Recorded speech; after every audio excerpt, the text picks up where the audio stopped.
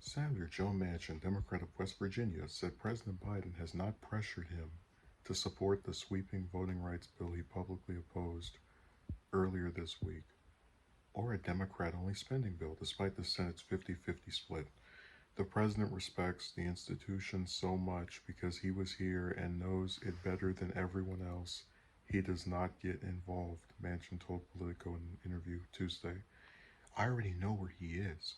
I know the challenges he has, and I know basically the pressure he's receiving all the time.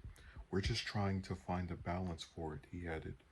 Manchin on Sunday announced he will vote against a sweeping bill to overhaul elections, dubbed the For the People Act, putting the fate of the legislation in question.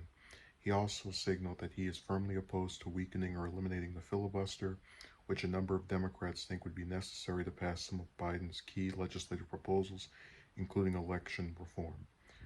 On infrastructure negotiation, Manchin last week said he was not yet ready for Democrats to ditch negotiations with Republicans to try and pass a bill alone, even as an increasing number of his colleagues become frustrated with the talks. Well, yeah, they're getting frustrated because nothing is happening. They're just spinning their wheels. We need to do something in a bipartisan way. We're not going to get everything, but we can move forward, Manchin told CNN. These take time. I know everyone is in a hurry right now.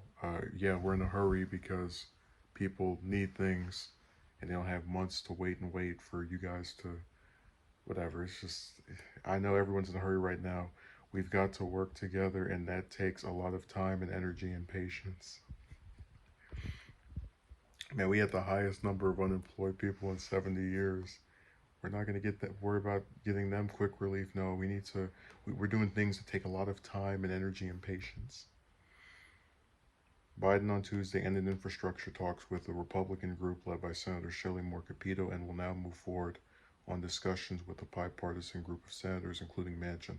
So, um, what I think is really interesting about this story is it kind of repeats an old adage I had, which is that a lot of times people will say, "Oh my God, I can't believe you want a Republican to be in that seat. I can't believe you don't care if they win this seat. Oh, that's so messed up and they're going to ruin everything." And, the point I always had was if the Democrats oppose the proposals and the policy views of another Democrat, what difference do they have with the Republicans? Because you expect the Republicans to be against what the Democrats are trying to do.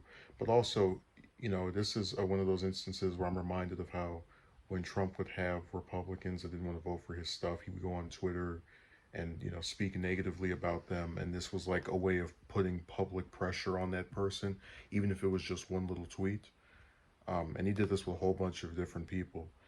And when you know that Manchin is comfortable enough with saying that he's not being pressured by Biden to propose something that the latter will tell all these people in these different speeches, this is so important. This needs to be passed because it's going to help so many people with regard to their voting rights.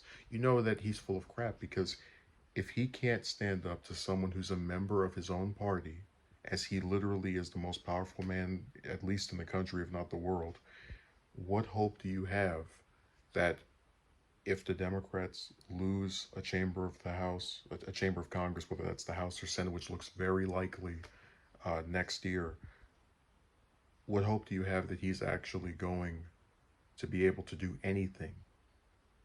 So I said people took a very weak, mild mannered man and just made him into this savior, and he's done nothing.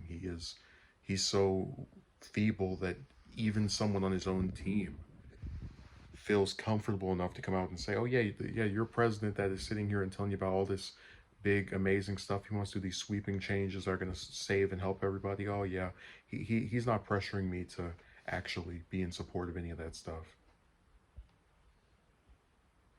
It's just a complete tonal shift, and yeah, Manchin's name will trend on Twitter for the 90th time, but people are going to keep getting suckered into thinking this is the best you can have. And I'll say it here again.